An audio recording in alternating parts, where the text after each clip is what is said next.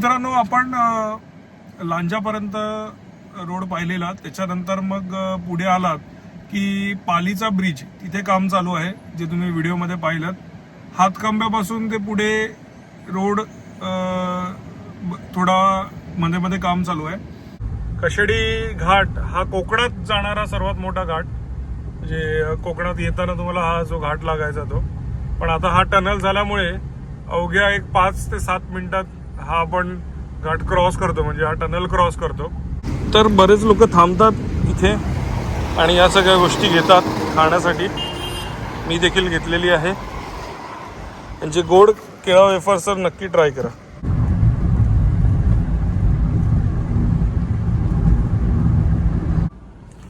वा, तर इथे तर आणि स्वस्त आहे. इथे आहे 82 रुपये किलो. मालवणला म्हणजे सिंधुदुर्गात होता 83 रुपये, चिपळुणात होता 86 रुपये किलो. बेस्ट. सुप्रभात मित्रांनो, नवीन ब्लॉगमध्ये पुन्हा एकदा तुमचं सगळ्यांचं स्वागत. आरडाओरडा आजूबाजूला चाललाय, कारण का सकाळी सगळ्यांचीच घाई असते, तशी माझी देखील घाई आहे मुंबईला निघायची. बरेच दिवस आपण ब्लॉग टाकला नव्हता, तर म्हटलं की मुंबई गोवा हायवेचा अपडेट देऊया, कारण का आता बरेच लोक आपापल्या गावी यायला निघणार आहेत सुट्ट्यांमध्ये. ही मेची सुट्टी बरेच लोक, जसं मी माझ्या लहानपणी माझी मेची सुट्टी माझ्या गावाला घालवायचो, तसेच बरेच लोक मेच्या सुट्टीमध्ये कोकणामध्ये येतात. तर या कोकणच्या या बरेच वर्ष रखडलेल्या हायवेचा आपण अपडेट देऊया. बऱ्यापैकी रोड झालेला आहे. मी गेल्याच 10 दिवसा अगोदर जाऊन आलो, तरी पण तुम्हाला एक अपडेट देतो कशा प्रकारे रोड आहे, कुठे थांबाल जेवायला आणि काय. तर नक्कीच तुम्हाला माहितीपूर्ण व्हिडिओ आवडेल. हा जर व्हिडिओ तुम्हाला आवडला तर व्हिडिओला नक्की लाईक करा. तर वाजलेत 7:45 सकाळचे. सामान सगळं लोड केलेलं आहे. चिरंजीव फार्म फ्रेश मधले आंबे आहेत, हापूस आंबे. काय रेट आहे तो तुम्हाला मी सांगेनच, किंवा खाली आलेल्या नंबरवर जर तुम्हाला देवगड हापूस मागवायचा असेल तर चिरंजीव फार्म फ्रेशला नक्की संपर्क करा. माझं सगळं सामान या ठिकाणी आहे.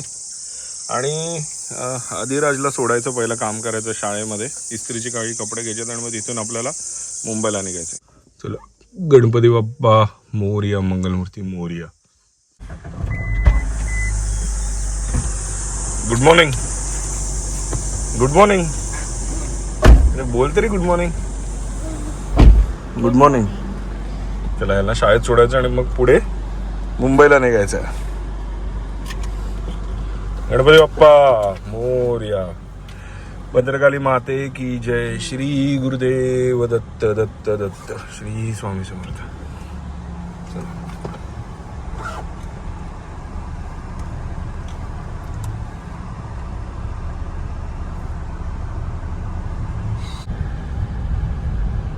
तर हे आहे मालवण मधलं बोर्डिंग ग्राउंड, सर्वात मोठं ग्राउंड, आणि मोठे मोठे टुर्नामेंट्स या ठिकाणी होतात. आणि इथूनच पुढे अधिराजची शाळा आहे. 1 तारखेपासून सुट्टी ना बाबा तुला? म्हणजे किती? 1 मे पासून. ओके, 1 मे पासून अधिराजला सुट्टी आहे. आणि ही आहे कौलारू छानपैकी अधिराजची शाळा. जय गणेश. छान शाळा आहे. चलो बाय, टेक केअर. मस्ती करू नको. तू माझ्या बाय. तर अधिराजला शाळेत सोडलं, इस्त्रीचे कपडे घेतले. आता मालवणातलं एक शेवटचं काम म्हणजे बंटी कांबळी काहीतरी पार्सल देणार आहे. हे आहे बंटी कांबळीचं घर. ते पार्सल घेऊन आपल्याला मुंबईला जायचं आहे. पार्सल रेडीच होता, रेडीच ठेवलेलास. चला, मध्ये सीएनजी ला थांबायचं. आणि इथे बघा पावसाचे ठिपके पडलेले आहेत, तर थोडं ड्रिझल होत आहे, बारीक पाऊस पडतोय. आता आपण कट्टा बाजारपेठ क्रॉस केली आणि हा जो मोठा बंगला दिसतोय स्वस्ती म्हणून, टोटल 5000 स्क्वेअर फीट एरिया असणारा तो बंगला आहे, हा आपण बांधलेला. तर मित्रांनो, आता आपण आहोत मालवण कसाल रोडवर. शुक्रवार बाजारपेठ जस्ट सोडली आणि आपण टुवर्ड्स कसालच्या साईडने चाललेलो आहोत. जर तुमची गाडी सीएनजी असेल आणि मालवणवरनं जर तुम्ही मुंबईला प्रवास करत असाल तर पहिलं जे सीएनजी स्टेशन लागतं ते या ठिकाणी ओरसमध्ये लागतं, ओरस आरटीओच्या बाजूला. मालवणचं सीएनजी स्टेशन अद्यापही चालू झालेलं नाहीये, त्यामुळे जर तुमच्याकडे अजिबात सीएनजी नसेल तर ओरस हा पहिला स्टॉप आहे, किंवा मग कणकवलीमध्ये तुम्हाला सीएनजी स्टेशन मिळतं टुवर्ड्स मुंबई साईडला जाताना. कणकवलीमध्ये काय होतं की तुम्हाला खाली मग बाजारपेठेत उतरावं लागतं, ब्रिज घ्यावा न लागता खाली तुम्हाला तो सीएनजी भरावा लागतो, आणि त्याच्यानंतर आहे तरळेमधलं ऑप्शन. तर पहिलं आपलं सीएनजी संपलं आहे, त्यामुळे आता आपण शुक्रवार बाजारपेठ सोडल्यानंतर आता आपण वळूया या राईट साईडला. का कन्फ्यूज होतोय, हा राईट आपल्याला मारून आपल्याला जायचं आहे टुवर्ड्स हायवेच्या साईडला, आणि वन्स आपण हायवेला पोचलो की सर्व्हिस रोड पकडून गोवा साईडला वळायचं आपल्याला. ते मी पुढे दाखवतो तुम्हाला. मालवण कसाल रोडवरनं आपण राईट मारला आणि हा रोड कुठेच न सोडता आपण हायवे पर्यंत आलेलो आहोत. इथे छत्रपती शिवाजी महाराजांचं स्मारक आहे बघा या ठिकाणी, आणि आता आपण सर्व्हिस रोड घेऊन आपण टुवर्ड्स गोव्याच्या साईडला वळलो, म्हणजे कुडाळच्या साईडला वळलेलो आहोत. ओके, कुडाळच्या साईडला वळल्यानंतर पहिला आरटीओ लागतो आणि मग सीएनजी स्टेशन आहे. तर हे आहे सिंधुदुर्ग आरटीओ, आपला MH07 सिंधुदुर्ग आरटीओ. हा बघा, हा एक गेट आहे त्याचा, आणि याला लागून हे इंडियन ऑइल आहे, पेट्रोल पंप आहे, आणि तिथेच सीएनजी स्टेशन आहे. बघा आपल्याकडे आहे 83 रुपये 65 पैसे. बाहेर गडगडाट होतोय आणि आता लाईन थोडी वाढली आहे सीएनजीची. बघू आता किती वेळ लागतोय आपल्याला. मध्ये आपल्याला तराळ्यात थांबायचं आहे, रॉयल कोकण प्रोडक्ट्सला भेट द्यायची. तर संपूर्ण सिंधुदुर्गात जर बघायला गेलं तर मळबज आहे, ढगाळ वातावरण आहे, आणि बघा बारीक बारीक पाऊस देखील इथे पडतोय. आपण लागलेलो आहोत आता NH66 आपला राष्ट्रीय महामार्ग मुंबई गोवा, आणि आता आपण पुढे कसाल करून कणकवली सिटी क्रॉस करून तरळेला थोडा वेळ थांबणार आहोत रॉयल कोकण प्रोडक्ट्सकडे. प्रथमेश तळेकरला आपण भेट देणार आहोत आणि मग पुढे मार्गक्रमण करणार आहोत. कसालला बऱ्यापैकी पाऊस पडतोय, रस्ता पूर्ण ओला झालेला आहे, आणि बघा कंटिन्यू आता वायपर चालू ठेवावा लागतो, एवढा पाऊस आता कसालला आहे. हा सांगू शकत नाही, आता मालवणला तर काहीच नव्हतं, मालवणला इव्हन मळब पण नव्हती. जास्त करून किनारपट्टीवर पाऊस कमी पडतो बघायला गेलं तर. हा इकडे सह्याद्रीचा पट्टा आहे जवळ, म्हणजे डोंगराळ परिसर आहे इथे बाजूला, त्यामुळे जास्त पाऊस कुडाळ, कणकवली, कसाल या बाजूला पडतो कंपॅरेटिव्हली मालवणपेक्षा.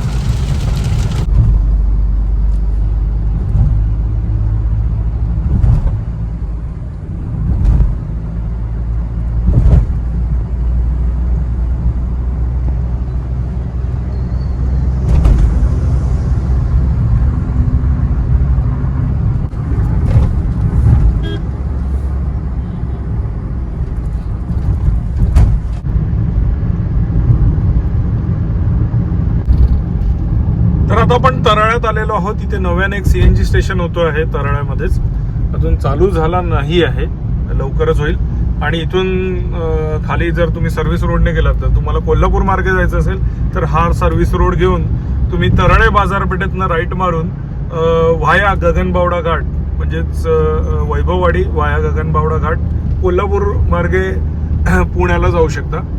आणि आता आपण ज्या ब्रिजवर आहोत त्याच्या बरोबर खाली ही तरळे बाजारपेठ आहे, आणि हा ब्रिज क्रॉस केल्यानंतर हार्डली आपल्याला एक 50 ते 100 मीटर दरम्यान आपल्या लेफ्ट हँड साईडला रॉयल कोकण प्रोडक्ट्स म्हणजेच प्रथमेश तळेकरचं हे दुकान आहे आणि त्या शॉपकडे आता आपण एक छोटासा ब्रेक घेणार आहोत. त्याचे प्रोडक्ट तुमच्यापर्यंत पोहोचवण्याचा मी प्रयत्न करणार आहे. हा कंटेनर दिसतोय तिथे हा ब्रिज संपतो आणि इमिजिएट हे शॉप आहे रॉयल कोकण प्रोडक्ट्स. या अगोदर आपण बरेच व्हिडिओ बनवलेले आहेत प्रथमेश बरोबर. नमस्कार प्रथमेश, पुन्हा एकदा स्वागत मालवणी लाईव्ह यूट्यूब चॅनलमध्ये. पुढे म्युझिक चालू आहे का, नाही तर कॉपीराईट यायचं. तर कसा होता यंदाचा सीझन, म्हणजे अजून सीझन चालूच आहे? ओल्या काजूचा तर सीझन संपलाय. अच्छा. सीझन गेलाय. ओके. सगळ्यांनी खूप सपोर्ट केला आपल्याला, खूप ऑर्डर्स मिळाल्या. अच्छा. आता हापूस आंब्याचा सीझन असतो खरा तर, ओके. पण आता सध्याचा जो हापूस आंबा आहे तो थोडासा रिस्की झालाय तो बिझनेस. अच्छा. तो त्या बिझनेस मध्ये आपण नाही आहोत सध्या तरी. तर आपल्याकडे आता हापूस आंब्याचा बिटकी आंबा आहे सध्या. ओके, हा बिटकी आंबा हा. म्हणजे हापूस मधला छोटं फळ.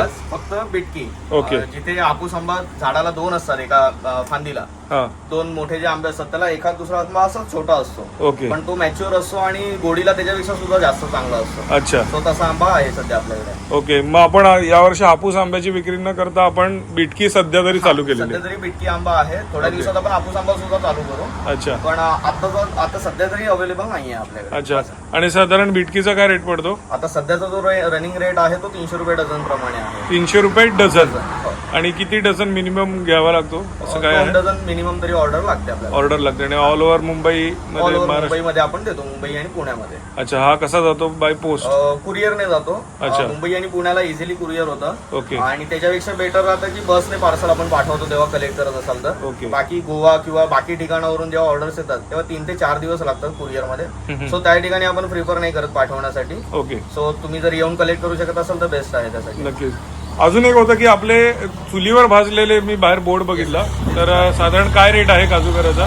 त्याचा रेट असतो तो 350 रुपये पाव किलो प्रमाणे रेट असतो. अच्छा. साईजच्या मध्ये आपण मोठे देतो. बेंगळूरला 7 नंबरची साईज असते ती. ओके. आणि प्युअरली हा पूर्णपणे Yes, चुलीवरच तुम्हाला भाजतो? just दाखवतो.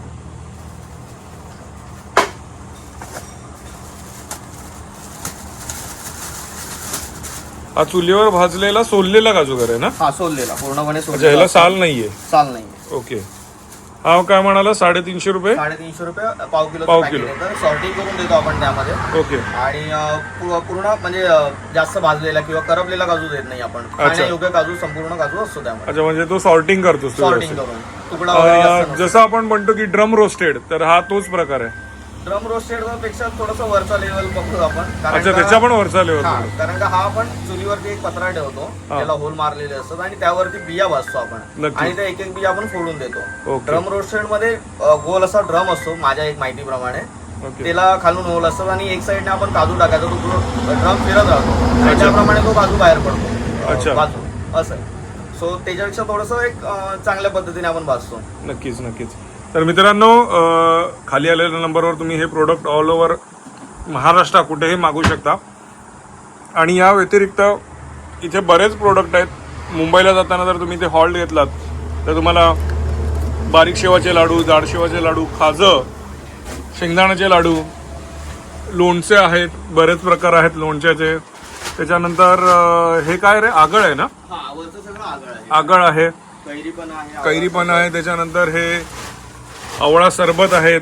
काजूमध्ये तुम्हाला फ्लेवर्ड काजू जर हवे असतील तर ते देखील आहेत. चिझी, त्याच्यानंतर मसाला, मॅगी मसाला घेतो त्यामध्ये. मॅगी मसाला पण येतो. हे काय आहे? करवंद आहेत, खारी करवंद. अच्छा, ही खारी करवंद आहेत. हा. सुपर्ब.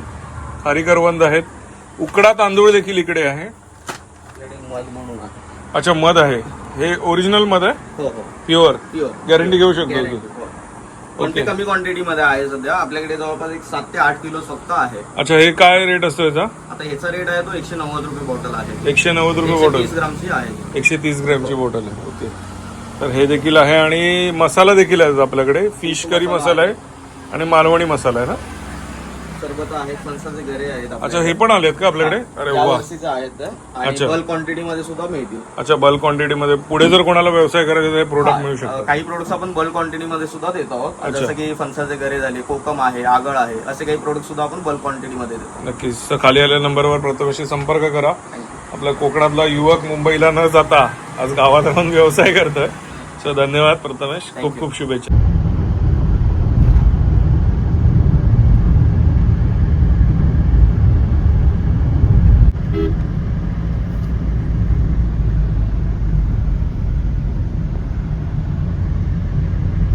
तर आपण येऊन पोचलेलो आहोत तरळानंतर खारेपाटणकडे. खारेपाटण ही सिंधुदुर्ग जिल्ह्याची बॉर्डर आहे आणि ही नदी क्रॉस केल्यानंतर खारेपाटण म्हणजे आपण सिंधुदुर्गातनं रत्नागिरी जिल्हा चालू होतो.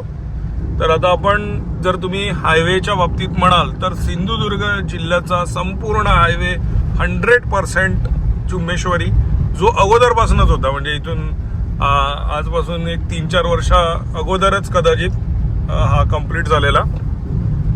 तर इथपर्यंत काहीच प्रश्न नाहीये. आता आपण ही सिंधुदुर्गाची बॉर्डर क्रॉस करून रत्नागिरीमध्ये एंटर करणार आहोत. तर आता खारेपाटण पासून ते रत्नागिरीपर्यंत हा हायवे कशा प्रकारे आहे ते आपण जाणून घेऊया. पण इथपर्यंत जबरदस्त.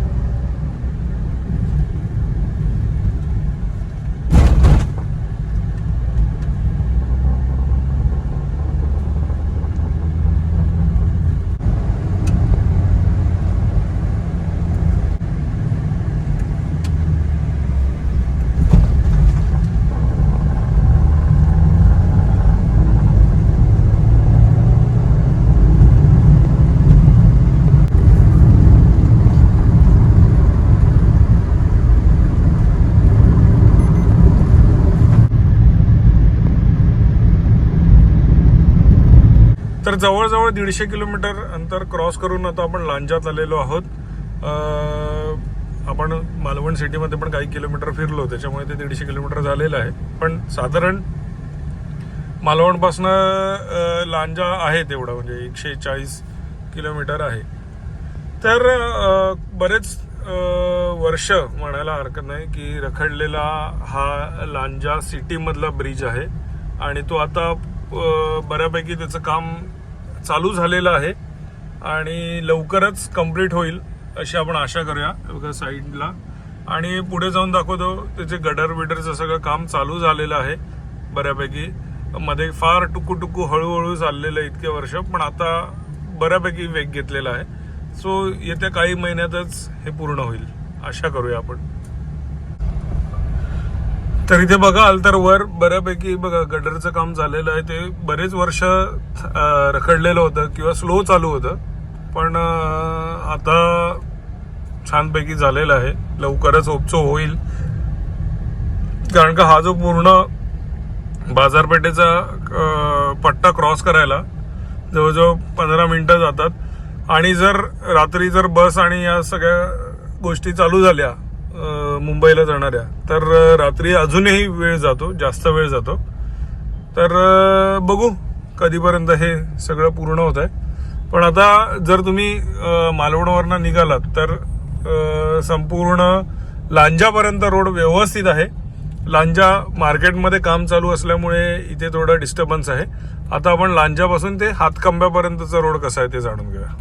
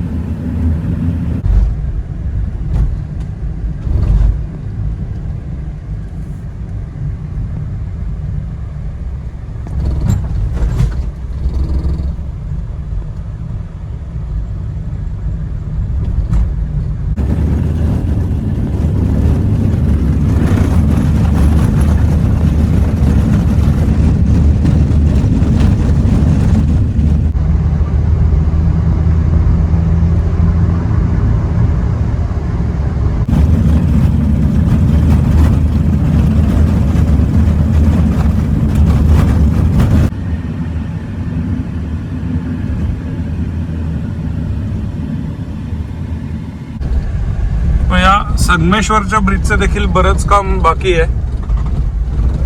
बरेच दिवस जातील याला. होपसो गणपतीच्या अगोदरपर्यंत हा ब्रिज होईल, कारण का मग इथे पण तुमचं बराच वेळ जातो ट्रॅफिकमध्ये. कारण का हा जो संगमेश्वरचा जो ब्रिज आहे या नदीवरचा, हा फारच अरुंद आहे आणि त्यामुळे समोरून 2 बस किंवा 2 मोठ्या गाड्या आल्या तर फारच ट्रॅफिक होतं आणि फार वेळ याच्यामध्ये जातो. हे बघा, आता इथून टेम्पो येतोय, तो त्याला लाईट देतोय, माझ्या मागे एक ट्रक आहे, तर दोन्ही एका वेळेला पास होणं मुश्किल आहे अगदी घासून. तर हे जर झालं संगमेश्वर, तर इकडे जे ट्रॅफिक होतं आणि त्याच्यामध्ये 15 ते 20 मिनिटं वेळ जातो, तो नक्कीच कमी होईल.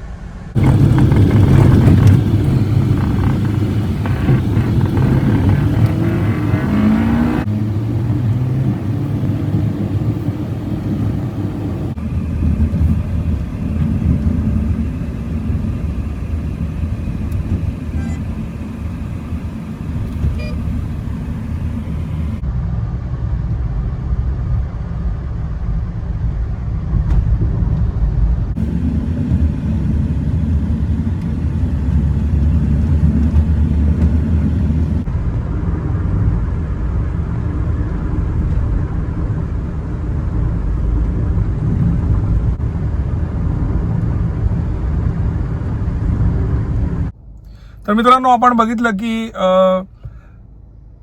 लांजामध्ये ब्रिजचं काम चालू आहे, पालीमध्ये ब्रिजचं काम चालू आहे. पाली टू हातखंबा, त्याच्यामध्ये काही 2-3 ठिकाणी छोटे छोटे डायव्हर्जन आहेत, त्याच्यात काही इतकासा काय वेळ जातच नाही, व्यवस्थित तुम्ही जाऊ शकता. हातखंब्यापासून संगमेश्वर पर्यंत मध्ये मध्ये 3-4 ठिकाणी डायव्हर्जन्स आहेत, पण ते मोठे मोठे पॅच नाही आहेत. तर साधारण एक 200-300 मीटरचेच पॅच आहेत आणि त्याच्यामध्ये इतकासा वेळ का तुमचा जात नाही. तर कुठेही डायव्हर्जन घेऊन, म्हणजे आतल्या रस्त्याने येऊन संगमेश्वरला बाहेर पडून असं करू नका. तुम्ही स्ट्रेट हायवेने येऊ शकता, काही प्रॉब्लेम नाहीये. सीएनजीच्या बाबतीत म्हणाल तर राजापूरच्या सिटीच्या अगोदर नंतर, लांजा सिटी अगोदर नंतर असे सीएनजी स्टेशन आहेत. त्याच्यानंतर हातखंब्याला देखील सीएनजी स्टेशन आहे, पण हातखंब्यापासून ते संगमेश्वर पर्यंत मला सीएनजी स्टेशन एकही भेटलं नाही. संगमेश्वर नंतर एक 3-4 किलोमीटरवर धामणीमध्ये एक सीएनजी स्टेशन आहे आणि धामणी नंतर मी आता इथे भरलं, जे पुढे आता चिपळूण सिटी लागेल आपल्याला, ती साधारण एक 4 किलोमीटरवर. त्याच्या अगोदर म्हणजे मी मुंबईकडे प्रवास करतोय, तर चिपळूणच्या 4 किलोमीटर अगोदर अपोजिट डिरेक्शनला मला एक सीएनजी स्टेशन भेटलं. साधारण मगाशी जेव्हा आपण 680 रुपयाचा सीएनजी भरला, 83 रुपये रेट होता, त्यावेळेला 200 किलोमीटर गाडी व्यवस्थित आली आहे पुढे, त्यामुळे सीएनजी परवडतो आपल्याला. आता आपण जेवायला जाणार आहोत चिपळूणमध्ये. तर आता आपण चिपळूण सिटीमध्ये आलेलो आहोत आणि इथेच आपण जेवायला थांबणार आहोत. वाजलाय दुपारचा 1. डॉमिनोज पिझ्झाचा देखील ऑप्शन तुम्हाला चिपळूणमध्ये बरेचसे हॉटेल्स आहेत. त्यापैकी आपण एक कोकण करी या हॉटेलला आपण भेट देणार आहोत. या अगोदर आपण त्यांचा व्हिडिओ बनवलेला, त्यावेळेला हॉटेलचं नाव वेगळं होतं, पण आता कोकण करी या नावाने आहे. जर तुम्ही मुंबईवर येत असाल तर तुम्हाला हा बघा, सिटी क्रॉस केल्यानंतर हा सर्कलला युटर्न मारून सर्व्हिस रोड घ्यायचा आहे. आता मी मुंबईला प्रवास करतोय म्हणून या सर्कलच्या बाजूने बघा, इथून हा सर्व्हिस रोड घेतोय, हा बघा. आणि हा हे चिपळूण पोलीस स्टेशन, मोठं पोलीस स्टेशन आहे इकडे बाजूलाच, हे बघा. आणि आता आपण या सर्व्हिस रोडने थोडं पुढे जायचं आहे. पुढे जाऊन मग आपल्याला लेफ्ट मारायचं आहे. बघा, थोडं पुढे आल्यानंतर या ठिकाणी चिपळूण जिल्हा व अतिरिक्त सत्र न्यायालय चिपळूण, त्याच्याबरोबर समोर या ठिकाणी आतमध्ये हा लेफ्टला रस्ता जातो सर्व्हिस रोडवरनं, आणि या ठिकाणी सैनिकी मुलांचे वसतिगृह आहे. तर इथून आपल्याला आता हा लेफ्ट मारायचा आहे. लेफ्ट मारल्या हार्डली एक 10 पावलावर ही तुम्हाला बिल्डिंग दिसते समोर जी आहे ती, बघा, ही बिल्डिंग दिसते. आणि इथेच आहे कोकण करी, द कोकण करी रेस्टॉरंट आहे, तिथे आता आपण जाणार आहोत. तर आतमध्ये आल्यानंतर आपल्याला पार्किंग आहे व्यवस्थित. सर्वात महत्त्वाची म्हणजे पार्किंग असते. ही पार्किंग आपल्याला आहे इकडे या ठिकाणी. हायवे जर बघाल तर इथून 10 पावलावर आतमध्ये आलो आपण. आणि तर कोकण करी. आता इथे काय काय मिळतं ते आपण बघूया आणि पटापट जेवण करून घेऊया.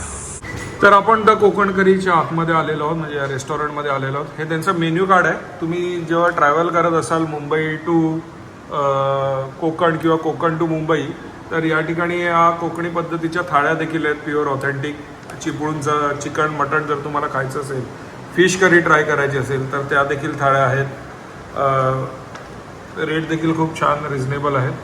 तर मी मागवली आहे मटण थाळी.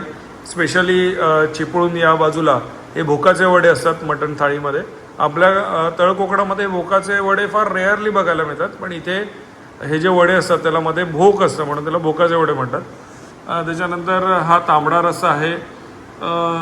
त्याच्यानंतर मटण करी आहे, मटण ग्रेव्ही आहे, सोलकढी आहे, सलाड आहे. या सगळ्या गोष्टी आहेत. याच्याबरोबर पांढरा रस्सा येतो, पण सध्या गॅस नसल्यामुळे स्टॉकमध्ये थोडं त्यांना करायला डिफिकल्ट होतं. नाहीतर याच्यामध्ये एक पांढरा रस्साची पण वाटी असते. पुढे जाऊन तुम्हाला नक्कीच मिळेल. तर आता आपण या मटण थाळीचा आस्वाद घेऊया. तर द कोकण करी रेस्टॉरंटमध्ये जेवल्यानंतर, तुडुंब जेवल्यानंतर पोट भरून जेवलो आणि जेवणाची टेस्ट खूप छान होती. आता पुढच्या प्रवासाला लागूया. आता आपल्याला खेड लागेल. खेडच्या नंतर मग बाकी कसा रस्ता आहे ते तुमच्यापर्यंत पोहोचवण्याचा आपण प्रयत्नच करणार आहोत. कारण का आजचा जो हा व्हिडिओ आहे हा याच संदर्भातला आहे की रोड कसा आहे आणि तुम्ही कशा प्रकारे ट्रॅव्हल करू शकता.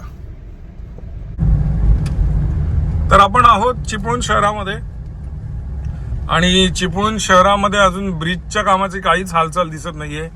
गेली अनेक वर्ष असंच हे ब्रिजचं काम चालू आहे आणि त्याच्यामुळे इथे ट्रॅफिक स्लो मुव्हिंग असतं. आता सीझन नाही आहे किंवा आता दुपार असल्यामुळे तितकंसं तुम्हाला जाणवत नाही आहे. पण जेव्हा सीझन असतो, गणपतीचा सीझन असेल किंवा मे मध्ये सुट्ट्यांमध्ये लोक गावाला येतात, त्यावेळेला भरपूर ट्रॅफिक या ठिकाणी असतं. आणि इथे देखील एक CNG स्टेशन आहे, आय थिंक महानगरचाच आहे. जर तुम्हाला CNG भरायचं असेल तर तुम्ही इथे भरू शकता.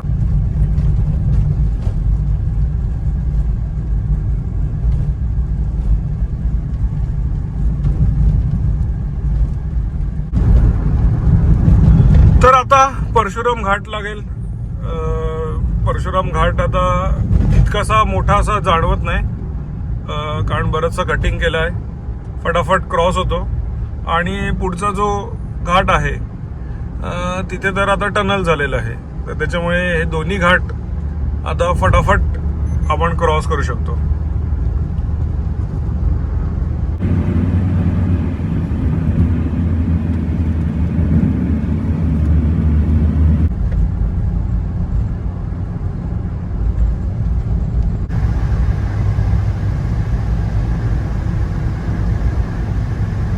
पीर लोटे.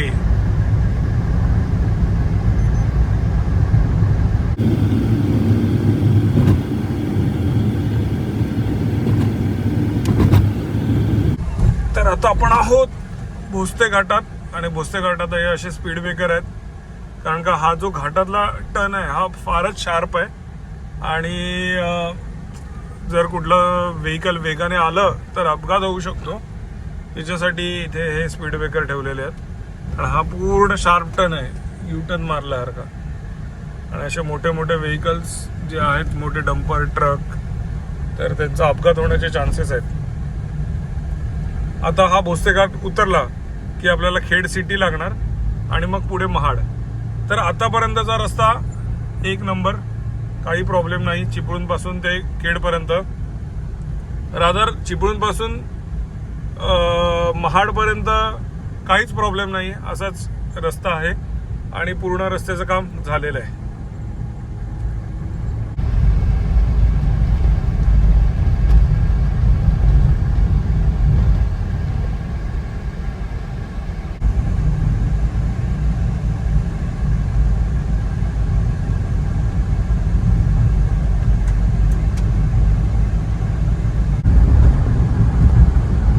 तर आता आपण महाडच्या अगोदर हा कशेडीचा बोगदा लागतो. कशेडी घाट हा कोकणात जाणारा सर्वात मोठा घाट. म्हणजे कोकणात येताना तुम्हाला हा जो घाट लागायचा तो. पण आता हा टनल झाल्यामुळे अवघ्या एक 5 ते 7 मिनिटात हा आपण घाट क्रॉस करतो. म्हणजे हा टनल क्रॉस करतो. मोजून 5 ते 7 मिनिटं लागतात हा टनल क्रॉस करायला. आणि जेव्हा घाट होता तेव्हा साधारण पाऊण 1 तास लागायचा. म्हणजे एवढा फरक पडलेला आहे या टनलमुळे.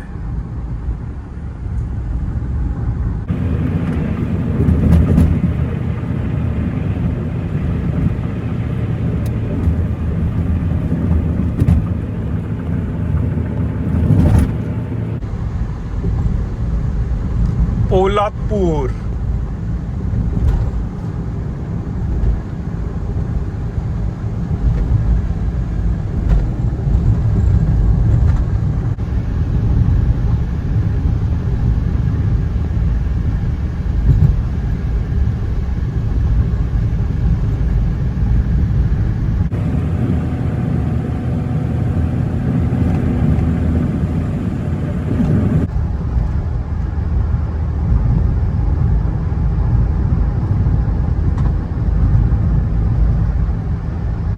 इथे हे माणगाव बायपासचं काम चालू आहे. आय थिंक तेच चालू असणार.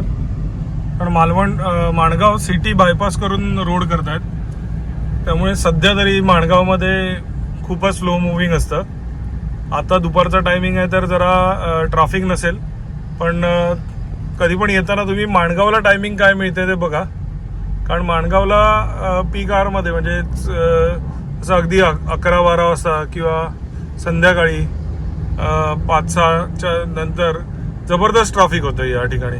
आणि इथे तुमचा जवळजवळ अर्धा पाऊण तास जाऊ शकतो. आणि बऱ्याच वेळा ट्रॅफिक इथून पण चालू होतं. अजून मार्केट तर पुढे आहे. तर असं आहे. म्हणजे माणगाव केव्हा क्रॉस कराल हे तुम्ही टायमिंग ॲडजस्ट करा.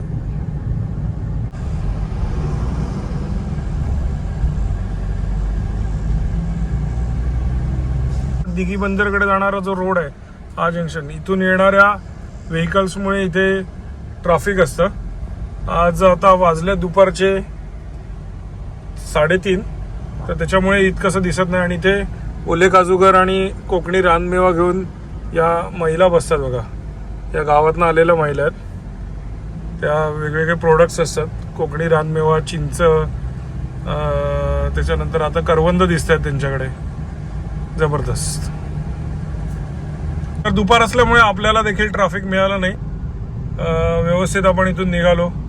नाहीतर इथे कमीत कमी 15-20 मिनिटं आरामात जातात. आणि अर्धा तास तर लागतोच लागतो. अर्धा पाऊण तास म्हणजे जर ट्रॅफिक मिळालं तर.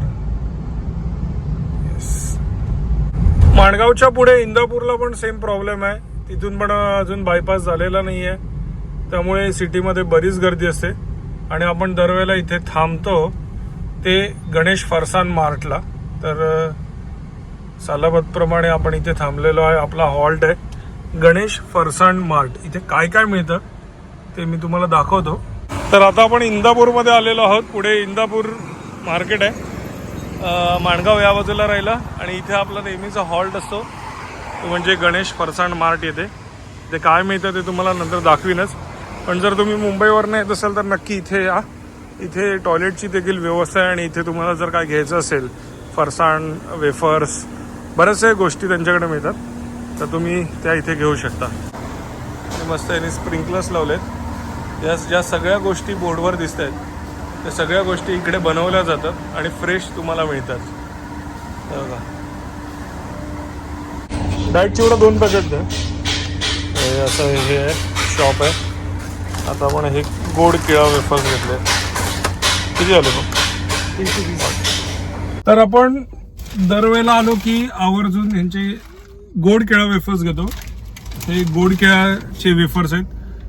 जबरदस्त अल्टिमेट टेस्ट आहे त्याची. सो नक्की इथे आला तर इंदापूरमध्ये आला तर गणेश फरसाण मार्ट ह्यांची कुठेही शाखा नाही. हे एकमेव दुकान आहे. गणेश फरसाण नावाने अजून असतील देखील पण इकडे इंदापूरमधलं हे एकमेव दुकान आहे. आणि तिथे त्यांनी मेन्शन देखील केलेलं आहे की आमची कुठेही शाखा नाही. तर आता पुढचा प्रवास आहे आपला. पुढे आपण बघू इंदापूरपासून पुढचा रस्ता कसा आहे. पुढे आता आपण पेणपर्यंत प्रवास करू. पेण नंतर पनवेल आणि पनवेल नंतर मग ठाणा.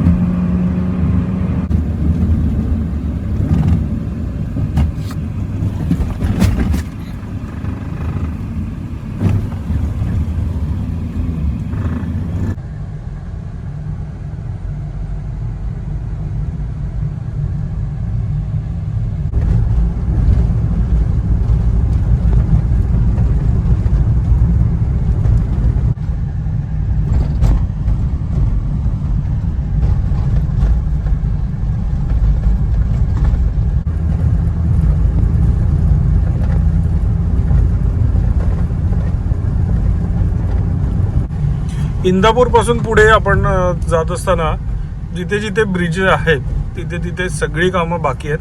काही ब्रिजची 80% कामं झालेली आहेत, तर काही ब्रिजचं काम चालूच आहे, आता जस्ट चालू केलं आहे. त्यामुळे थोडे डायव्हर्जन आहेत इंदापूरपासून थोडे पुढे पेणपर्यंत. तर बघूया आपण, पेण आता लगेचच येईल. पण जिथे जिथे फक्त ब्रिजची कामं चालू आहेत तिथे तिथे तुम्हाला सर्व्हिस रोडला गाडी टाकावी लागते. आणि सीझनमध्ये नक्कीच या ठिकाणी ट्रॅफिक होण्याचे चान्सेस वाटतात मला.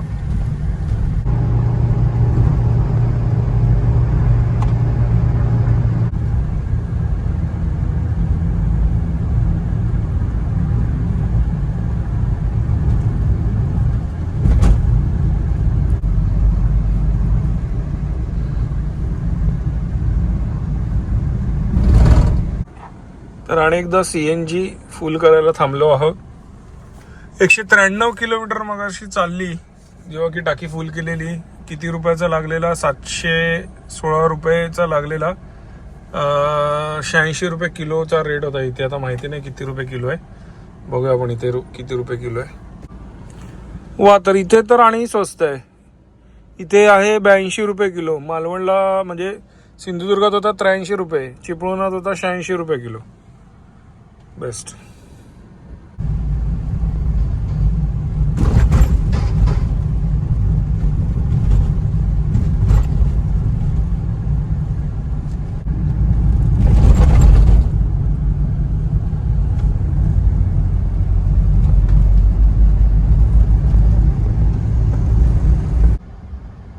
तर आता मुंबईतले सिग्नल लागायला सुरुवात झालेली आहे. आपण पोचलेलो आहोत पळसपे फाटा क्रॉस करून. आता पनवेलच्या दिशेने चाललेलो आहोत आपण. पनवेलला थांबणार आहोत मित्राकडे. वाजले आहेत 5:30. आपण निघालेलो 8 वाजता आणि हायवेवरनं आपण निघालेलो सकाळी साधारण 9:40 वाजता. तरी टायमिंग बघा किती झाला आहे आणि त्या पद्धतीने कॅल्क्युलेट करा. पुढे जाऊया आणि व्हिडिओचा आउट्रो करूया. तर सुप्रभात मित्रांनो, आपण गावातनंच इंट्रो चालू केलेला व्हिडिओचा आणि गावातनंच आउट्रो करतोय. कारण मुंबईला गेल्यानंतर मग तिथे काही वेळ नाही मिळाला, बरीच कामं होती, ती उरकून पुन्हा गावाला आलो. या प्रवासादरम्यान मी तुम्हाला सांगू इच्छितो की साधारण एक 10 ते 11 तास तुम्हाला या प्रवासामध्ये लागतात. जर तुम्ही गाडी फारच हळू चालवत असाल तर साधारण एक 12 तास पकडून चाला. आणि जिथे जिथे ब्रिजची कामं चालू आहेत तिथे तिथे फक्त स्लो मुव्हिंग आहे. कदाचित तिथे ट्रॅफिक होऊ शकतं सीझनमध्ये. सेकंड थिंग, माणगाव आणि त्याच्या पुढे 2 सिटीमधनं हे जे रस्ते जातात तर त्या ठिकाणी अजूनही बायपासचं काम चालू झालेलं नाही आहे. त्यामुळे त्या सिटीमध्ये तुम्हाला ट्रॅफिक लागू शकतं, जसं माणगाव आणि इंदापूर. ते टाईम तुम्ही ॲडजस्ट करून घरातनं निघा. साधारण दुपारी 1 ते 3च्या दरम्यान जर तुम्ही ह्या दोन्ही सिटी क्रॉस करत असाल तर तुम्हाला कदाचित ट्रॅफिक लागणार नाही. असा होता हा प्रवास. होपसो लवकरात लवकर जी काय उर्वरित काम आहे ते पूर्ण होतील आणि नक्कीच कोकणकर याचा व्यवस्थित लाभ घेतील. तर मित्रांनो, जास्तीत जास्त इन्फॉर्मेशन देण्याचा प्रयत्न केलेला आहे. हा जर व्हिडिओ तुम्हाला आवडला असेल तर व्हिडिओला नक्की लाईक करा. चॅनलवर नवीन असाल चॅनलला सबस्क्राईब करायला विसरू नका. बाजूची ती बेल आयकॉन नक्की दाबा, जेणेकरून सर्व नवीन व्हिडिओचे नोटिफिकेशन सर्वत्र तुम्हाला मिळतील. अशा छान छान व्हिडिओ मी तुमच्यासाठी नक्कीच घेऊन येईन. तोपर्यंत बाय बाय. देव बरे करो.